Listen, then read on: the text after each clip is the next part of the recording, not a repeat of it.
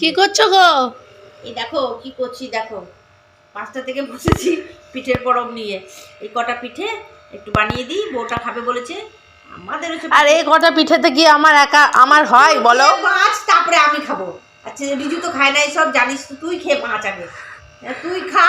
তা আমার কি এটা আজ আর কালকে হয়? দেখো এগুলো হবে না বলো তো, ওর একা আজ কাল খেয়ে তুই অনেক অনেক পিঠে, এখানে 50টার মতো পিঠে আছে, তুই দেখ।